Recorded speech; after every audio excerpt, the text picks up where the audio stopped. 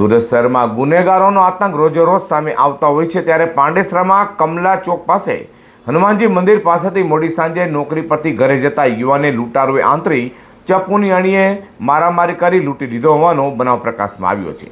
તો ઇજાગ્રસ્ત યુવાનને સારવાર માટે હોસ્પિટલે ખસેડવામાં આવ્યા હતા, ત્યાં તેના પરિવાર દ્વારા ન્યાયની માંગ કરાઈ છે।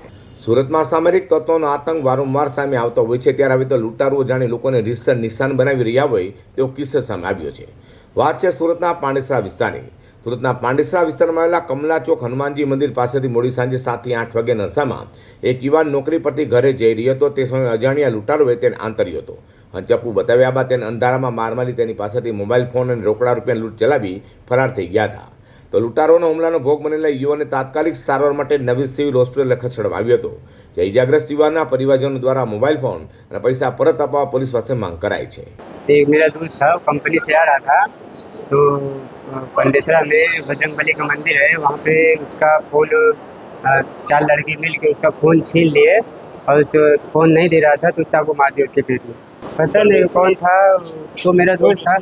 क्या है? नहीं, कोई दुश्मनी नहीं है, कुछ नहीं। हम लोग उसको मतलब कुछ जानते ही नहीं है। तो मेरा दोस्त था, कंपनी में काम करते था, वो रूम पे आ रहा था, छुट्टी हुआ था, रूम पे आ रहा था, तो रास्ते में उसको चोरी करने वाले क्या नाम मिले। है वो भाई का? भाई का नाम है नरेंद्र कुमार है। क्या उम्र है?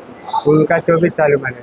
तो પાંડેસરા જેવા વિસ્તારમાં રાત્રિના સમયે લૂંટારો દ્વારા મચાવેલા આતંક અને લૂંટની ઘટનાને અપાયેલા અંજામને લઈને આ વિસ્તારમાંથી કામ પર જતા લોકોમાં રીતસરનો ડર જોવા મળ્યો છે।